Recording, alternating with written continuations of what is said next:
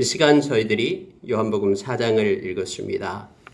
요한복음 4장에서는 수가성 우물가에서 한 사마리아 여인을 만나는 예수님을 우리가 볼 수 있습니다. 그런데 많은 사람들이 이 수가성 우물가의 여인에게 초점을 두어서 이 말씀을 보고 묵상도 합니다. 그러나 정작 중요한 것은 예수님께서 사마리아 여인에게 말씀하신 그 말씀이 중요합니다. 예수님께 초점을 맞추어 이 말씀을 조명하면 놀라운 은혜가 우리 가운데 임합니다. 예수님께서 이 세상에 오신 목적이 무엇인지를 다시 말씀합니다. 제자들에게. 내가 온 것은 바로 나를 보내신 이의 뜻을 행하기 위함이다. 그것도 온전히 행하기 위함이다라고 말씀을 하십니다. 다시 말하면 하나님의 뜻을 이 땅에 행하기 위하여 오셨다라고 말씀하고 있는 것입니다. 이것이 곧 양식이다라고 말하고 있습니다. 내가 늘 먹어야 될, 늘 행해야 될 그러한 일이 바로 하나님의 뜻을 행하는 것이다라고 주님께서는 말씀해 주고 있습니다. 말씀을 좀 더 구체적으로 보고요. 기도하는 시간을 갖도록 하겠습니다. 성경에 보니까 예수님께서 이제 유대를 떠나서 갈릴리로 가실세라고 되어 있습니다. 이제 예루살렘 유대 지방에서 자기의 고향인 갈릴리로 가는데 그 도중에 사마리아에 있는 수가라는 동네에 이르게 되었다라고 말합니다. 6시쯤 되었다라고 말하니까 지금 시간으로 얘기하면 12시를 얘기합니다. 12시 그 더운 날 우물가에 앉게 된 것입니다. 근데 마침 그때 사마리아 여자가 옵니다. 물을 길리러 왔어요. 그때 예수님께서 물 좀 달라고 요청을 합니다. 이 사마리아 여인은 당신은 유대인인데 어떻게 사마리아인인 우리와 상관을 합니까? 라고 말을 합니다. 상종하지 않고 있는데 왜 나에게 물을 달라고 요청을 합니까? 라고 그렇게 말하고 있는 것이죠. 그때 당시에 이 사마리아인하고 유대인들은 서로 상종을 하지 않았음을 시대적으로 우리는 너무나 잘 압니다. 왜냐하면은 그 북이스라엘이 수도가 사마리아였잖아요. 그때 북이스라엘이 BC 722년 호세아 왕 9년에 아수르에 의해서 멸망을 당합니다. 그래서 아수르 왕은 그 이주 정책을 쓰죠. 인구 이주 정책. 그래가지고 사마리아인들을 잡아서 저쪽으로 다른 곳으로 보내고요. 다른 곳에 있는 이방인들을 사마리아로 옮깁니다. 그래서 사마리아 지역에서는 이렇게 이방인들과 혼합족이 된 것이에요. 이거에 대해서 다음에 아래 유대 그 남쪽 유다 사람들은 그래서 사마리아 사람들은 우리의 혈통이 아니다 해서 그렇게 서로 상종을 하지 않고 있었습니다. 물론 여러분 남유다도 BC 586년에 바벨론에 의해서 멸망을 당하고 포로로 끌려갔잖아요. 그리고 나서 하나님의 그 극적인 하나님의 은혜로 인하여 에레미야에게 약속했던 것 때문에 하나님께서는 BC 538년에 올라오게 되죠. 538년, 539년에 예루살렘으로 올라오게 됩니다. 물론 그들도 역시 주변의 모든 사람들이 다 이렇게 섞여서 있었겠죠. 근데 그들에 의해서 다시 예루살렘이 이렇게 세워지고 성전이 세워지고 다음에 다시 예루살렘 성이 그렇게 중수되고 느헤미야에 의해서요. 그렇게 해서 내려온 거예요. 그때부터 북사마리아 사마리아 사람과 유대 사람들이 서로 상종하지 않고 그런 역사적인 배경이 있음을 보게 됩니다. 예수님 당시에도 역시 마찬가지였습니다. 아니 유대인 당신이 왜 우리에게 그렇게 우리와 상종을 합니까? 라고 말합니다. 그때 예수님이 하신 말씀이 중요합니다. 자 10절 보십시오. 예수께서 대답하여 이르시되 네가 만일 하나님의 선물과 또 내게 물 좀 달라 하는 이가 누구인 줄 알았더라면 네가 그에게 구하였을 것이요 그가 생수를 내게 주었으리라 라고 말합니다. 예수님께는 지금 육신적인 목마름 때문에 물 좀 달라라고 말씀했는데 지금 예수님께서 생수를 주겠다라고 지금 여기서는 말하고 있는 거예요. 그러니까 사마리아인 네가 너에게 말하는 자를 알았더라면 너는 나에게 구하였을 것이다. 근데 두 가지를 얘기합니다. 첫째는 뭐냐면은 하나님의 선물을 구하였을 것이다 라고 말합니다. 하나님의 선물은 은혜라는 것이죠. 하나님께서 값없이 주어진 선물이 바로 은혜입니다. 그래서 예수님은 하나님의 선물을 주는 자입니다. 우리에게 가장 큰 선물이 무엇입니까? 우리에게 생명을 주신 것이죠. 예수 그리스도를 우리에게 주신 것이 가장 큰 선물이죠. 구원의 메시지, 다시 말하면 복음을 우리에게 주신 것이 하나님의 선물입니다. 그래서 예수님은 내가 누군 줄 알았다라면 하나님의 선물을 너가 구했을 것이다. 이 땅에 어떤 존재하는 것보다도 가장 소중하고 존귀한 것이 바로 하나님의 선물이죠. 하나님은 우리에게 영원한 하나님의 나라를 주셨고요. 생명 되신 예수 그리스도를 우리에게 주신 것입니다. 그리고 우리에게 구원의 소식, 이 복음을 우리에게 주셔서 영원한 생명을 얻는 그 길을 우리에게 가르쳐 주신 것입니다. 그리고 또한 예수님은요, 내가 그에게 구하였을 것이요 그가 생수를 내게 주었으리라. 예수님은 생수를 가지고 있습니다. 요한계시록 7장에 보면은 예수님을 따르는 거룩한 무리들은 어린 양이 어디로 인도하든지 따라갑니다. 근데 이 어린 양은 생명수 샘으로 인도하신다라고 성경은 말해주고 있습니다. 다음에 요한복음 6장 35절에 보면은 예수님께서는 그렇게 말씀하시잖아요. 나는 생명의 떡이니 내게 오는 자는 결코 줄이지 않고 나를 믿는 자는 영원히 목마르지 않을 것이다 라고 말합니다. 예수님을 믿는 자는 영원히 목마르지 않는 그러한 영혼의 생수를 받게 된다라고 말합니다.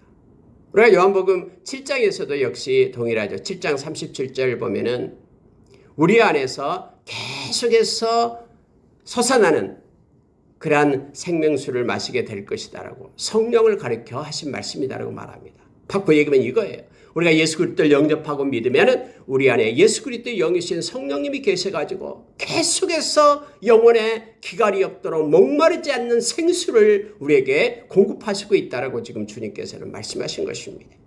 예수님을 통해서 우리는 영원한 하나님의 나라 또 영원한 생명을 얻었습니다. 이 하나님의 선물을 받았어요. 뿐만 아니라 성령님이 우리 가운데 거하심으로 구원의 날까지 성령 안에서 우리가 인침을 받고 계속해서 성령님은 우리를 진리 가운데로 인도하시며 영원히 목마르지 않는 생수를 우리에게 공급하시는 분이 성령님이심을 예수님께서는 지금 말씀하고 있습니다.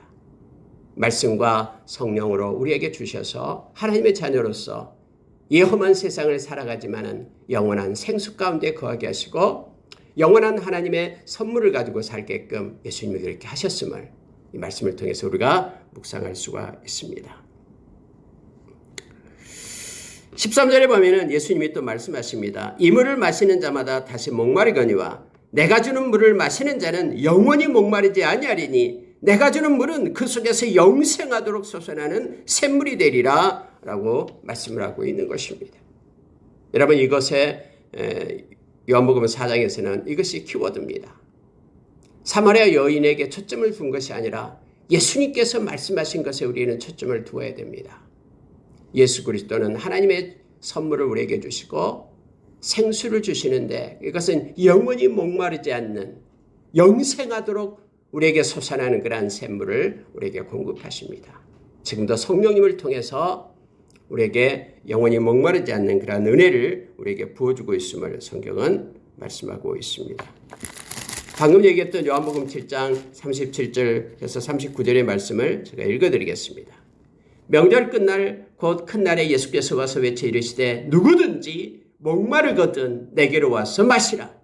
나를 믿는 자는 성경의 이름과 같이 그 배에서 생수의 강이 흘러나오리라 하시니 이는 그를 믿는 자들이 받을 성령을 가리켜 말씀하신 것이라. 예수께서 아직 영광을 받지 않으셨으므로 성령이 아직 그들에게 계시지 아니하시더라 이렇게 되어 있죠. 그래서 예수 믿는 사람은 성령이 임재하시고 성령님을 통해서 영원히 목마르지 않는 생수가 공급됨을 성경은 분명하게 우리에게 말합니다. 따라서 우리는 성령의 사람들이 되어야 됩니다. 성령을 쫓는 사람들이 되어야 됩니다. 성령에 민감하고 성령의 인도하심을 받아야 됨을 성경은 말해주고 있습니다. 그러니까 이 여자가 이렇게 말합니다. 그 생수를 나에게 주십시오. 그러니까 예수님은 남편을 불러와라 라고 말합니다. 남편이 없다라고 대답하죠. 자, 18절 보십시오. 너에게 남편 5이 있었고 지금 있는 자도 내 남편이 아니니 내 말이 참되도다. 그러니까 갑자기 여자가 선지자입니다. 다 알았다라는 거죠. 그러면서 예배에 대한 말로 바꿉니다. 우리 조상들은 이 산에서 예배하였는데 당신들의 말은 예배할 곳이 예루살렘에 있다 하더이다 라고 말을 합니다. 여러분, 어떤 사람들은 말하기를 너에게 남편 5이 있었고 지금 있는 남편도 네 말이 아니다 하면서 네 말이 참되도다 이거에 대해서 이 여인을 아주 나쁜 그러한 여인으로 이렇게 성적으로 타락한 그러한 모습으로 관점으로 접근하는 경우가 있습니다. 근데 그때 당시 상황을 우리가 기억을 해야 됩니다. 남편 5이 있었다라고 말할 때에는 이혼을 당했다라는 것입니다. 근데 여러분 아시죠? 그때 당시에는 이혼을 할 수 있는 권한이 여자들에게는 없습니다. 마치 이걸 착각해가지고 여자들이 자기의 욕구를 채우기 위해서 남자들을 갈아치웠다라고 생각하면 안 됩니다. 여기에서는 그때 당시에는 이 이혼을 할 수 있는 권한이요 남편에게만 있었습니다. 그래서 실제적으로 그때 당시에 문화적인 그런 상황을 보면은 이혼은 전적으로 남편이 주도했기 때문에 아내와 이혼하기를 원하는 남편은 어떤 이혼의 사유를 공개적으로 진술하면서 그렇게 이혼을 할 수가 있었습니다. 예를 들자면은 아내의 부정, 게으름, 부적격 등등 이혼은 아내에게 치욕을 안겨다 주는 것입니다. 그래서 5번이나 여기서 남편이 있었다라는 것은요. 그만큼 이 사마리아 여인은 5 남편에게서 엄청난 치욕을 받았다라는 것을 이것을 우리가 기억을 해야 됩니다. 그리고 그때 당시에 이혼을 하면은 이 여자들은요 생계 유지가 되지 않았습니다. 그래서 생계 유지를 위해서 지금 또 다른 남자와 살고 있는 이런 처절한 불쌍한 이 여인을 보아야 됩니다. 그런 관점에서 이 여인을 접근을 해야 됩니다. 무슨 성적인 타락에 의해서 성적인 욕구 때문에 남자를 갈아치우고 이런 모습으로 이것을 접근해서 오늘날과 같은 방법으로 접근해서는 안 된다라는 것을 우리가 기억을 해야 됩니다. 어쨌든 불쌍한 사람입니다. 그래서 지금 같이 살고 있는 그 남자에게서 생계 유지 때문에 같이 붙어 있는 정말로 힘든 그러한 여인이었음을 보게 됩니다. 또 다른 사람들로부터 여러 가지 그런 부끄러움과 또 손가락질을 당하는 그런 여인이었습니다. 그 여인을 예수님께서는 만나신 것입니다. 마치 거라사 광인을 찾아가서 그를 온전케 하셨던 예수님처럼 이제는 이 사마리아 이 여인을 그래서 만나게 된 것입니다. 우연히 만나는 것이 아니라 주님께서는 다 알고 있었고 또 그 여인을 온전케 하기 위하여 만나주시고 계심을 우리가 기억을 해야 됩니다. 그래서 다음에 여러분 내가 바로 그다라고 예수님께서 말씀하시죠. 그 여인에게 가르쳐 준 거예요. 내가 그리스도다. 내가 메시아다. 라고 가르쳐 줬을 때 이 여인은 이 말을 듣고 물 들어온 물동이를 내려놓고 동네에 들어가서 외치기 시작합니다. 그가 동네 사람들에서 어떤 천박한 그런 대접을 받든가는 상관없이 그를 인정해 준 예수 그리스도, 그가 만난 예수 그리스도가 너무 좋아서 사람들에게 큰 소리로 와 보라 메시아가 왔다라고 하면서 외쳤던 것을 보게 됩니다. 사람들은 이게 무슨 일이냐 하면서 그들이 나왔죠. 그리고 예수님을 만나게 되었죠. 사람들이 예수님을 초대를 합니다. 우리 마을에 가서 같이 있읍시다. 예수님은 이틀 동안이나 사마리아 그 마을 가운데 들어갑니다. 그리고 예수님의 말씀을 가르쳐 줬습니다. 많은 동네 사람들이 이제 고백하기 시작합니다. 우리가 당신을 믿는 것은 여인의 말 때문이 아니라 당신께서 우리에게 말씀하신 그 말씀 때문입니다. 하면서 그 동네가 예수님을 영접했음을 성경은 말해주고 있습니다. 많은 사람들이 손가락질하고 비천하게 보았던 그 사마리아 여인, 그 동네 사람들도 손가락질했던 그 여인을 통해서 그 마을이 구원에 이르는 놀라운 역사가 있었음을 성경은 우리에게 말해주고 있습니다. 언제나 예수님께서 이 세상에서 행하시는 일들이 그렇습니다. 그래서 우리는 눈으로 보는 것 때문에 판단해서는 안 됩니다. 저 사람은 어쩌고, 저 사람은 못 살고, 저 사람은 못 배우고, 저 사람은 태도가 어쩌고 하나님께서 그들을 사용하시려면 이처럼 이 사마리아 여인을 사용하셔서 놀라운 구원의 역사를 이루시듯이 오늘날도 역시 하나님의 그러한 역사하심은 우리가 상상할 수 없음을 우리가 기억하면서 늘 우리는 겸손한 마음으로 주님의 마음을 가지고 살아야 됨을 다시 말씀을 통해서 보게 됩니다. 여인에게 예수님께서는 예배에 대해서 가르칩니다. 21절 보면 예수께서 이르시되 여자여 내 말을 믿으라.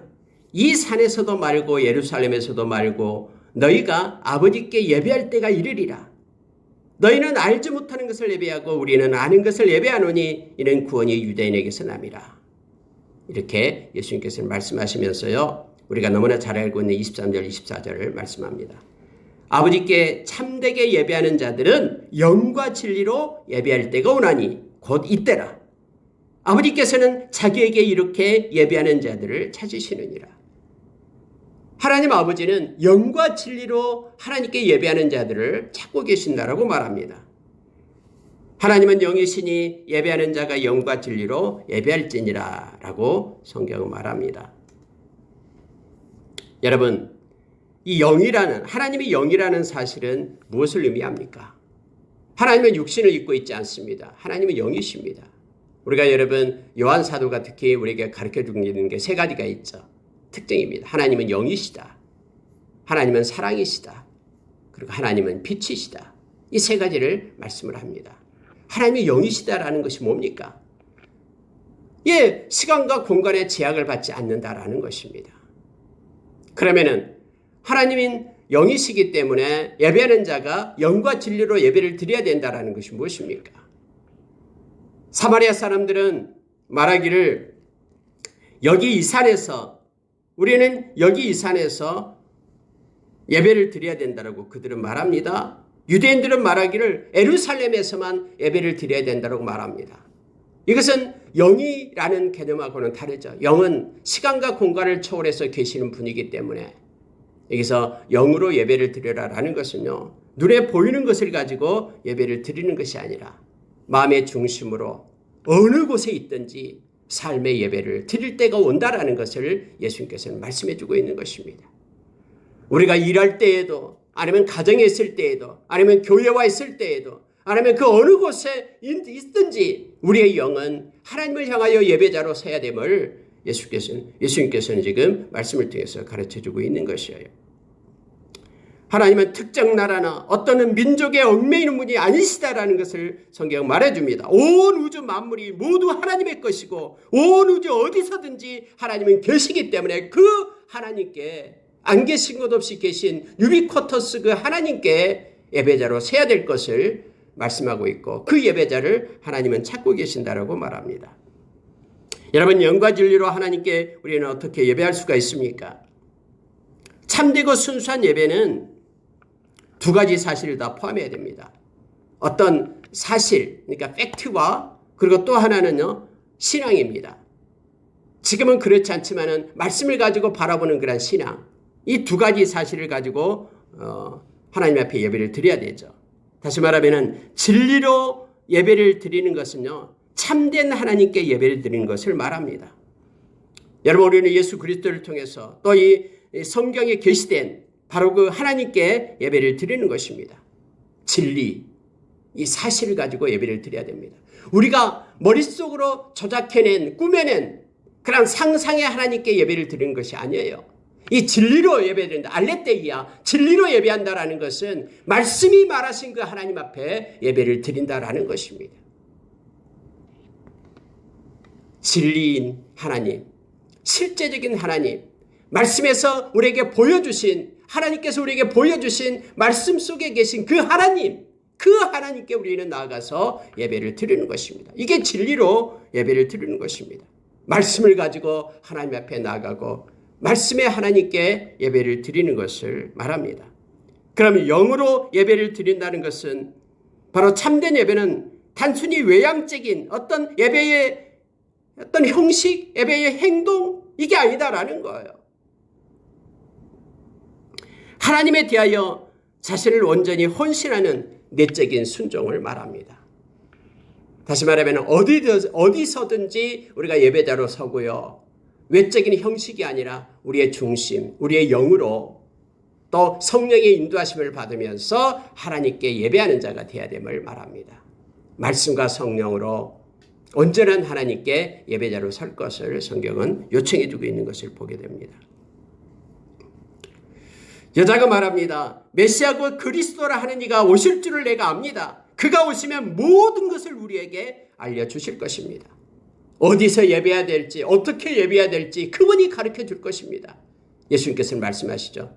저기 여자는 이거예요. 지금 당신은 그렇게 말하고 있는데 당신이 아니라 메시아가 오면은, 그리스도라는 그분이 오면은 어떻게 우리가 예배해야 될지를 그렇게 가르쳐 줄 겁니다. 예수님 그렇게 말씀하죠. 내가 곧 그니라. 내게 말하는 내가 그라 라고 예수님께서 말씀하신 거예요. 그래서 메시아인 내가 어떻게 예배할지를 너에게 지금 가르쳐 준다. 이스라엘에서도 말고 예루살렘에서도 말고 영과 진리로 어느 곳에든지 하나님께 예배하는 자, 그리고 말씀을 가지고 말씀에 나타나는 그 하나님께 예배하는 자, 성령의 인도하심을 받으며 말씀을 따라서 하나님께 예배하는, 영과 진리로 예배하는 그러한 예배자를 하나님은 찾고 계신다라고 가르쳐 준 것입니다. 이 말을 듣자 여자는 물동이를 버려두고 동네에 들어가서 내가 그리스도를 만났다. 와 보라 라고 외쳤음을 보게 됩니다. 그리고 여러분 34절 35절에 보면은요, 우리가 잘 알고 있고 묵상해야 되는 말씀이 있죠. 이제 제자들이 먹을 것을 구하러 갔다가 먹을 걸 가지고 왔습니다. 그리고 예수님께 잡수시라고 말합니다. 그럴 때 예수님께서 이 말씀을 하십니다. 예수께서 이르시되 나의 양식은 나를 보내신 이의 뜻을 행하며 그의 일을 온전히 이루는 이것이니라. 너희는 넉 달이 지나야 추수할 때가 이르겠다 하지 아니하느냐. 그러나 나는 너희에게 이르노니 너희 눈을 들어 밭을 보라. 희어져 추수하게 되었도다 라고 예수님께서 말씀하십니다. 그럼 하나님의 뜻이 무엇입니까? 하나님의 뜻을 행하는 것이 나의 양식이다라고 지금 예수님께서 말씀하고 있는데요. 추수하게 되었도다. 밭을 보라 희어져 추수하게 되었도다. 즉 영원의 추수가 하나님의 뜻이었음을 보게 됩니다. 영원히 멸망받을 그들을 사망의 자리에서 생명의 자리로 옮기는 것이 하나님의 뜻임을 지금 예수님께서는 가르쳐주고 있는 것입니다. 예수님이 오신 목적도 우리가 마가복음 10장 45절에서 그렇게 말씀해주고 있죠. 나는 섬김을 받으러 온 것이 아니다. 나의 목숨을 많은 사람의 대속물로 주기 위하여 왔다. 그들을 구원하기 위하여 왔다라고 예수님께서 말씀하고 있는 것입니다. 우리가 먹어야 될 양식, 그것이 하나님의 뜻을 행하는 것입니다. 그래서 여러분 예수님께서는 그렇게 말씀해주고 있죠. 주여 주여 하는 자마다 천국에 들어가는 것이 아니다. 하나님의 뜻을 행하는 자가 천국에 들어간다라고 우리에게 말씀해 줍니다. 우리가 언제나 하나님의 백성들은 하나님의 뜻을 기억해야 됩니다. 그리고 하나님의 뜻을 위하여 살아야 됩니다. 근데 성경은 성령님이 아니고서는 하나님의 뜻을 우리에게 가르쳐주지 않는다라고 말합니다. 고린도전서 2장 8절 이하에 보면은 하나님이 사랑하는 자를 위하여 예비해 두신 것은 눈으로 보고 귀로 듣고 마음으로 깨달을 수 없다라고 얘기합니다. 오직 성령님께서, 하나님의 마음을 통달하시는 그 성령님께서 우리의 눈을 열고 귀를 열고 마음을 열어서 하나님의 뜻과 하나님의 마음과 하나님의 눈을 우리에게 주신다라고 말합니다. 세상은 성령을 알지도 못하지만은 하나님의 백성들은 그 성령에 의해서 하나님의 뜻 가운데 살아갈 수 있음을 보게 됩니다. 우리가 에베소서 5장 8절 이하에도 역시 동일합니다. 이 악한 세대에 하나님의 백성이 지혜롭게 살 수 있는 것은 성령 충만함을 받을 때 하나님의 뜻을 행할 수 있는 그러한 힘을 얻고 또 깨달음을 받는다라고 성경은 가르쳐주고 있죠. 그래서 이 시대를 살아갈 때 우리는 성령의 충만함을 받아야 됩니다. 성령님은 우리에게 하나님의 뜻을 가르쳐주며 하나님의 마음을 부어주십니다. 또 하나님을 사랑하는 마음도 로마서 5장 5절에서 우리 가운데 부어주신다라고 약속합니다. 예수님은 하나님의 뜻을 행하기 위하여 이 땅에 왔고 또한 예수님은 우리를 세상에 보내면서 하나님의 뜻을 행하는 자로 우리를 보내심을 우리가 기억하기를 원합니다.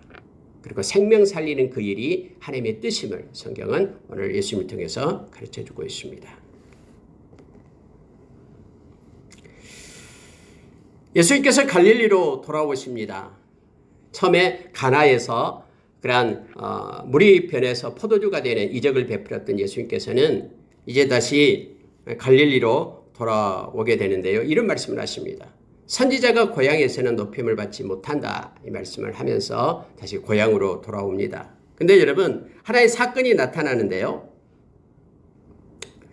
46절에 보니까요. 예수께서 다시 갈릴리 가나에 이르시니 전에 물로 포도주를 만드신 곳이라 왕의 신하가 있어 그의 아들이 가버나움에서 병들었더니.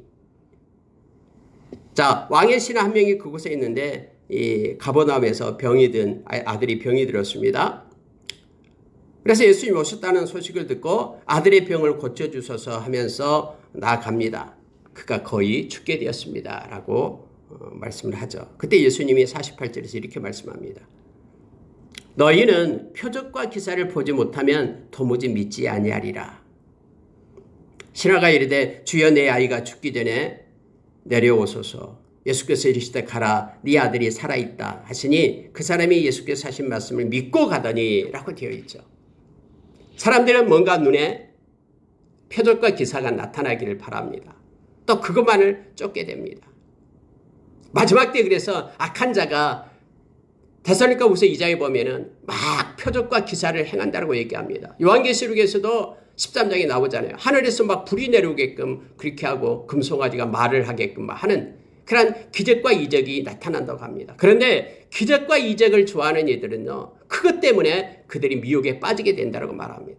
하나님의 말씀을 사랑해야지, 말씀 사랑의 진리의 사랑이 마음 가운데 없는 자들은 다 미혹을 받아서 그들이 그렇게 악한 자를 따라가게 되고 거짓 선지자를 쫓게 돼서 멸망에 이르게 된다라고 데살로니가후서 2장에서는 가르쳐주고 있죠. 예수님께서도 오늘 말씀을 하십니다. 말씀이 있고 표적과 기사가 있는데요. 예수님이 표적과 기사도 많이 행하셨습니다. 그런데 그 행하신 이유가 있어요. 뭐냐면은 말씀을 믿게 하기 위해서 그렇습니다. 말씀을 돕는 그런 보조적인 역할을 하는 것이 표적과 기사입니다. 하나님과 올바른 신앙을 정립하는데 그 기사와 표적만을 붙들고 있어서 소홀히 하는 것을 보고 예수님께서는 너무나 한탄해 하셨습니다. 예수님은 단순히 무리들을 기쁘게 해주기 위하여 표적을 행하신 것이 아닙니다. 그냥 눈여기를 보라라고 내가 이런 사람이다라고 나타내기 위하여 그런 것이 아니에요. 다시 말하면 말씀을 믿게 하기 위하여 그렇게 표적과 기사를 행했음을 말씀하십니다. 사람들은 그렇게 기대했습니다. 예수님께서 예루살렘에서 행했던 것들을 이 고향 사람들도 보았거든요. 그래서 예수님이 오면은 어떤 기적과 표적을 행할까 눈을 동그랗게 뜨고 그것만을 바라고 그런 걸 행하기를 원했습니다. 다음에 여러분 예수님이 죽을 때 헤롯도 그렇게 생각했잖아요. 헤롯은 예수님이 뭔가 기적을 베풀 것을 기대하면서 막 했던, 그러나 실망하고 예수님을 다시 빌라도에게 보냈던 것들을 우리는 너무나 잘 압니다. 그때 지금 예수님은 그들의 마음을 보시고 이렇게 말씀하고 있는 거예요. 우리도 행여나 이것을 요구하면서 하나님께 기도하고 있는 것을 아는지 우리는 기억해야 됩니다. 기적과 표적은요, 말씀을 믿게 하기 위해서 예수님께서 사용하시는 방법입니다. 그래서 예수님은 이제는 말씀을 가지고 고칩니다. 기적과 표적을 나타내지 않고요, 그 왕의 신하한테 그렇게 말합니다. 가라! 내 아들이 살아있다. 이 말씀 한마디예요. 가라. 눈에 보이는 게 아니에요. 그랬더니 이 왕의 신하가 그 말씀을 믿고 갔다라고 말합니다. 그래서 가는 도중에 그 종들을 만나게 됩니다. 아이가 살았습니다. 라고 말하는 거예요. 혹시 언제 살았냐? 라고 말하니까 어제 7시쯤에 열기가 떨어졌습니다. 그 아버지가 예수께서 네 아들이 살아있다 말씀하신 것을 그때인 줄 알게 됩니다. 깨닫게 됩니다. 와, 말씀을 믿으니까 이러한 기적과 표적이 일어났다라고 지금 보는 거예요. 그래서 성경은 이렇게 표현합니다. 내 아들이 살아있다 말씀하신 그때인 줄 알고 자기와 그 온 집안이 다 믿으니라 라고 말합니다. 야, 대단하네 예수님. 하면서 기적과 표적을 그렇게 말씀 한마디도 행하시네 라고 박수치고 끝내는 것이 아니라 실제 그 주님의 말씀을 붙들고 믿음으로 그가 행했고 또 그 집안 모든 이들이 예수를 믿었다라고 성경은 기록해주고 있는 것입니다. 말씀을 마치겠습니다. 이것이 두 번째 표적이다라고 말씀하면서 기록하는데요. 여러분 오늘 요한복음 4장은 중요한 것들을 우리에게 가르쳐줍니다. 첫째는 예수 그리스도를 통해서 하나님의 좋은 선물, 굿뉴스, 우리에게 생명을 주신 복음이 이 땅에 왔습니다. 영원한 하나님의 나라를 우리는 선물로 받았습니다.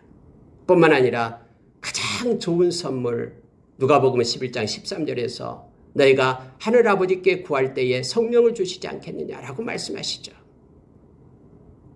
내가 악한 자라도 자식에게 좋은 것을 줄 알거든 하면서 하늘에 계신 아버지께서 좋은 것 주시지 않겠느냐 성령을 얘기합니다. 예수님은 우리에게 성령님을 주셨습니다. 그리고 성령님은 영원히 목마르지 않도록 영원한 생명수를 우리에게 공급하시는 분이 그분입니다. 우리가 말씀과 성령으로 우리가 거듭나며 늘 새롭게 되기를 원합니다. 예수님께서는 예배자를 말합니다. 영과 진리로 예배해라 라고 말합니다. 그래서 어떤 곳이든지 우리가 어디에 있든지 우리는 하나님께 예배자로 서야 되며 이게 영으로 예배를 드리는 것입니다. 뿐만 아니라 성령의 인도하심을 받고 또 진리인 하나님의 말씀에 나타난 그 하나님을 우리가 섬기며 그분을 예배하는 것입니다. 말씀을 따라서 성령의 인도하심 받고 어느 곳이든지 하나님께 예배자로 서기를 원합니다. 그리고 우리의 양식은 하나님의 뜻을 행하는 것이 우리의 양식입니다. 우리 이 땅의 존재 이유가 하나님 우리를 보내신 이유가 하나님의 뜻을 행하기 위함입니다. 늘 우리가 깨어있어 하나님의 뜻 가운데 하나님의 사역 가운데 일하신 가운데 우리가 머물며 주님과 동행하는 자 되기를 원합니다. 말씀을 따라 사는 것이 하나님의 백성이고 믿는 자의 모습입니다. 오늘 하루도 하나님께 영광 돌리며 말씀의 사람으로 성령의 사람으로 예배의 사람으로 사는 하루가 되기를 원합니다. 기도하겠습니다.